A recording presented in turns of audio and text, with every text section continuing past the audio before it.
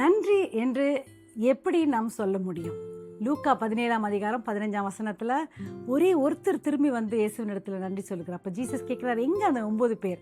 So நன்றி சொல்லுகிறது is very biblical. But எப்படி நம்ம நன்றி சொல்கிறதுனா 2 குணாதிசயங்கள். ஒன்று, நமக்கு ஒரு தாழ்மை மனப்பான்மை இருக்கும்போது, நமக்கு நன்மை கிடைக்கும் போது அதை கர்த்தரிடத்திலோ மனிதர்களிடத்திலோ நம்ம தயங்காமல் நம்ம நன்றி என்று சொல்லிடுவோம். அடுத்தது, நான் தகுதி இல்லை என்ற உணர்வு இருக்கும்போது என்ன நன்மை கிடைச்சாலும் உடனே நம்ம அதுக்கு நன்றி சொல்ல தயங்க மாட்டோம். இந்த 2 குணாதிசயங்களையும் கர்த்தர் நமக்கு கொடுக்கும்படியாக ஜெபிக்கலாமா? அன்பின் தகப்பனே, இந்த நாளில் கூட எங்களுக்கு ஒரு தாழ்மையுள்ள இருதயம், அது மட்டும் இல்லாமல் நாங்கள் தகுதி இல்லை என்ற உணர்வையும் எப்பொழுதும் எங்களுக்கு கொடுத்து, யார் எங்களுக்கு நன்மை செய்கிறார்களோ அவங்களுக்கு உடனே நன்றி சொல்லுவதற்கு கிருபை தரும், பொறுப்பெடுத்து காத்துக்கொள்ளும். In Jesus name we pray. இந்த 2 குணாதிசயத்தை நம்ம வளர்த்து கொண்டா வாழ்நாள் ஃபுல்லாக நன்றி என்று சொல்லுகிறதுக்கு நம்ம தயங்கவே மாட்டோம். அதை தாராளமாக சொல்லி கொண்டிருப்போம். Have a blessed day. B blessed.